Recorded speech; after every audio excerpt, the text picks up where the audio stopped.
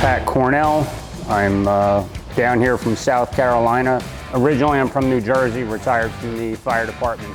Spent 30 days ground zero, Navy veteran, retired now, and enjoying riding my motorcycle. So I've done a number of long trips. I've done a motorcycle challenge, an American Indian, a motorcycle challenge. It's the Hoka Challenge. Typically, it's only American-made V-twins. It's a 10,000-mile ride. You can look online for Hoka Motorcycle Challenge. It'll explain all about it. It's a big charity ride. We all do charities. In the meantime, when I'm not riding on my American-made V-twin, I have my KTM. I bought this specifically for the trip that I'm doing now. So I left out of Rock Hill, South Carolina, en route to Key West, Florida, to ride from Key West to Prudhoe Bay, Alaska, with a friend of mine who's a retired police officer from New Jersey. So en route, we're going to stop at the Uranus fudge plant. They say the best fudge comes from Uranus. So we'll be in Uranus, Missouri.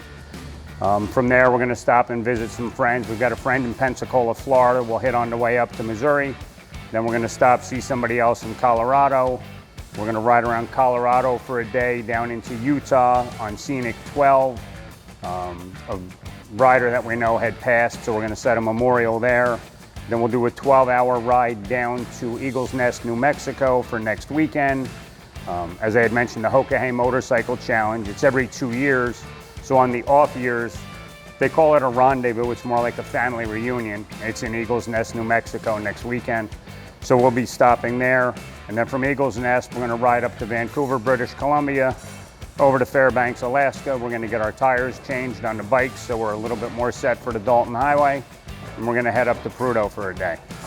Coming back, with any luck, we're planning on coming back down to Oregon, and I'm still trying to work out the details on the GPX files, but we're trying to run the TAT from west to east back to Wilmington, North Carolina.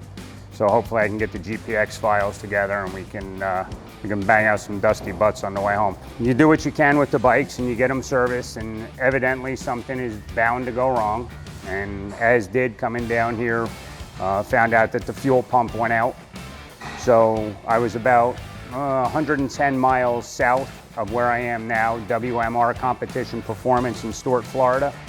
I called a couple of dealers down there, and they were like, yeah, maybe next week, we're booked. We can't get you in for about 3 weeks. And I called these guys up. They got me right in.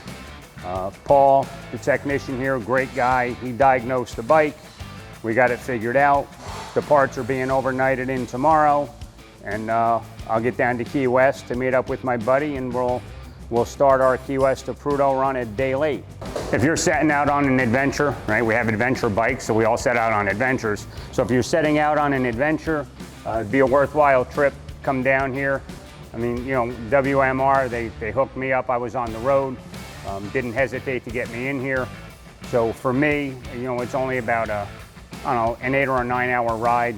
And I already told Paul, I said, when I need service on my bike, I'll be coming down here. It's hard to find a good shop. So, if you're planning any big journeys and you want your bike gone through by a very competent shop and a very competent technician, come down here to WMR in Stuart, Florida. See Paul, see the gang here. I mean, they bend over backwards to help out a stranded rider on the road. I can only imagine what would happen if you actually had a scheduled appointment. So, enjoy.